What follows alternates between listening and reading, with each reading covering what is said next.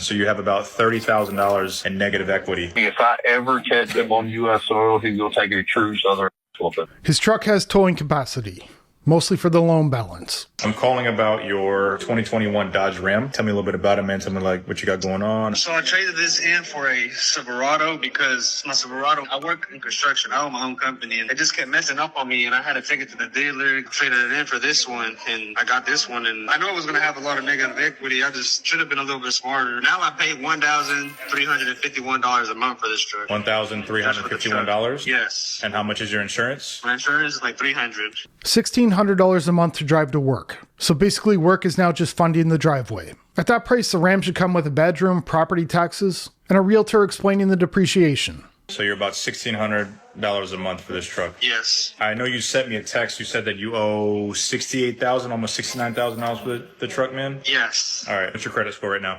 730. Oh, nice. Okay, perfect. And then do you have any money down? I actually don't, because like the thing is that it's not that I can't afford it. It's not nothing like that. Like it's just more like I want to see what my options are, you know. And how's your income? What do you make a week or a month? A month, I'll say about 7,000 to 10,000. It just depends how good the month is. He has no money down but can afford it. Apparently afford now means the payment technically clears. No savings, no margin, no problem. Just $1,600 standing between him and learning what affordability actually means. All right, man. So as far as the vehicle, clean Carfax, it's got one owner, no accidents. You said it's got 62,000 miles. So what I can offer you for the truck is going to be right around like 37,900, maybe 38,000. I have to pick it up and all those other things. So if I offer you, let's just call it $38,000 and you owe 68,000, I'm just rounding it. I know you said 68, 69. So you have about $30,000 in negative equity. We got to have money down so I can put that towards another car. Or if you did want to sell it, you have to come up with a difference. Those are the only two options right now, or you just keep riding it out.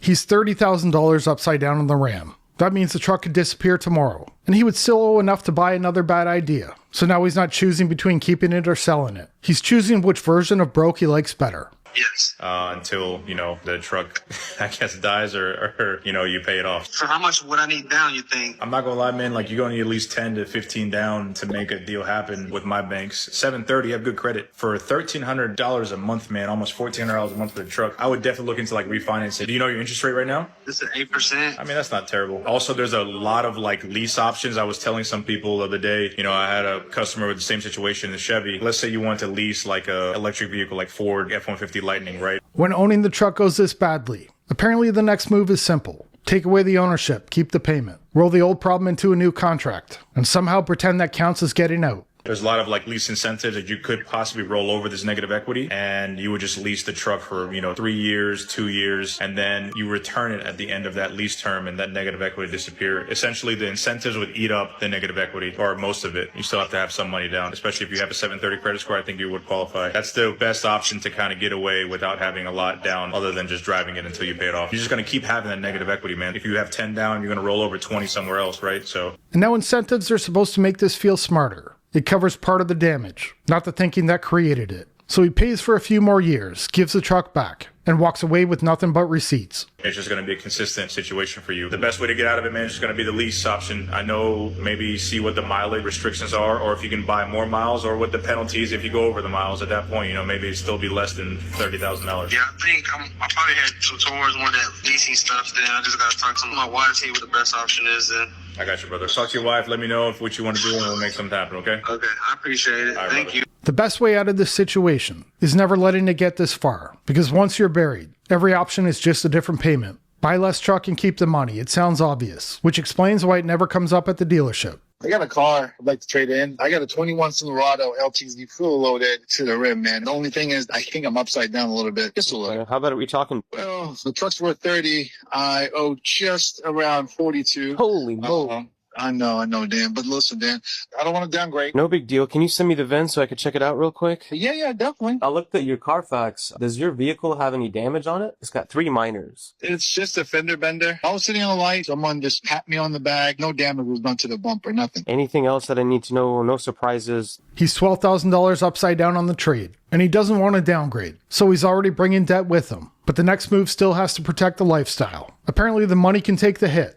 The image cannot. I'm gonna tell you why, Dan. When you see that truck, you're gonna fall in love with it. It's amazing. We got the big tires, 12-inch lift, got a sound system, custom train horn. Did you finance all that stuff on the truck? Is that why you have so much negative equity? Yeah. I like nice things. So if I like it, I want it. Looking at your 24 High Country, the loaded one, the sunroof, the heated tailgate, everything. And I want to chat with my tag. They're special tags. They got Dolly Parton on it. My wife picked it out. Yeah, I got you. You know, happy wife, happy life. How much are you putting down? $500. That's what I got right now.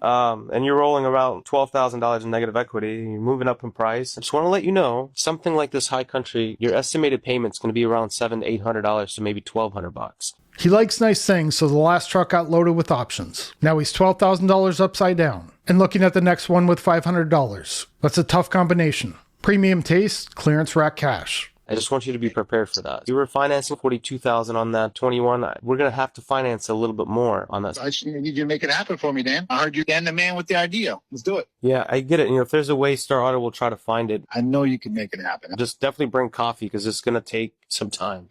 The most complicated trade-in call we've had all week. He's just in a bad equity position, and he's going to come in. We're going to take a look at what we have and see if we can put him in something just as nice, if not nicer. We're going to do our very best and see if we can capture his business. They'll probably find a way to get him into the truck. That's the easy part. The hard part comes after, when he gets the vehicle he wants, and the monthly payment he earned by ignoring the last one. New truck smell, worst financial mess. I don't have anybody that can co-sign. To be honest with you, the bankruptcy and then trying to get things fixed and having to get vehicles from like buy here, pay here really screwed the pooch for me. It's a tough cycle once you're in it. It's a tough cycle to get out of. What about with trading the Durango in? They won't do anything? He mentions a bankruptcy. We're not off to a great start. Nothing says let's talk financing, like calling the dealership after the last one already got screwed. They kind of gave me an approval. I call it like a left-handed approval. No offense if you're left-handed.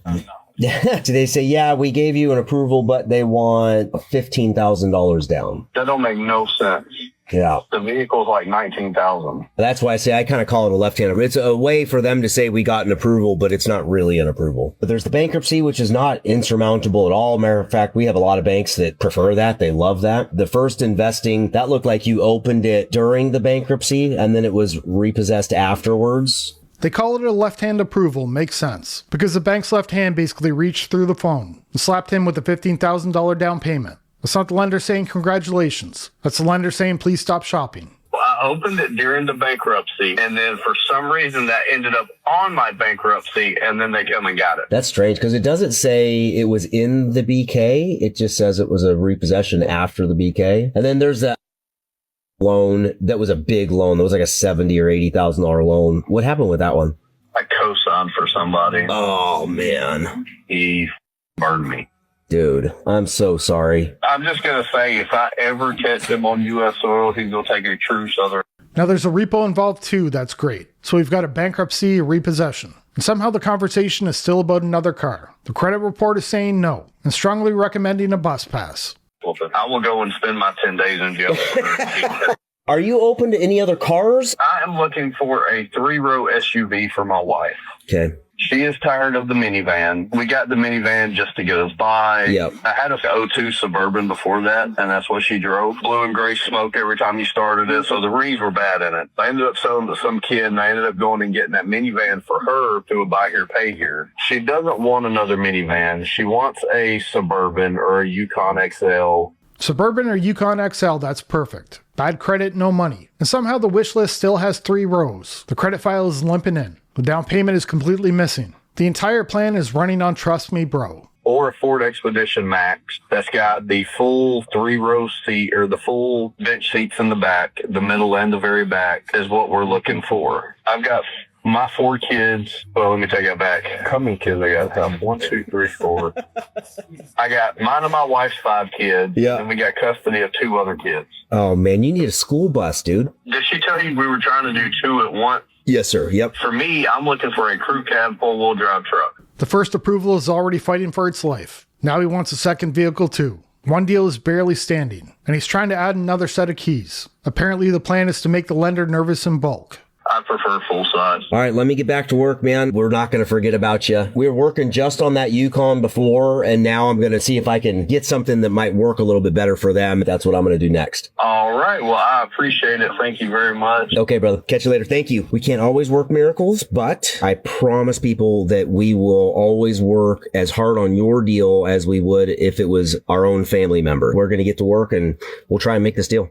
This is how people get buried in vehicles. Bad credit, no cash, or repo. And somehow the answer is still more vehicles. Nobody wants to step back. They just keep shopping. Like the next set of keys is going to fix the last bad choice. That's it for this one. Thanks for watching. I'll see you in the next one. Bye.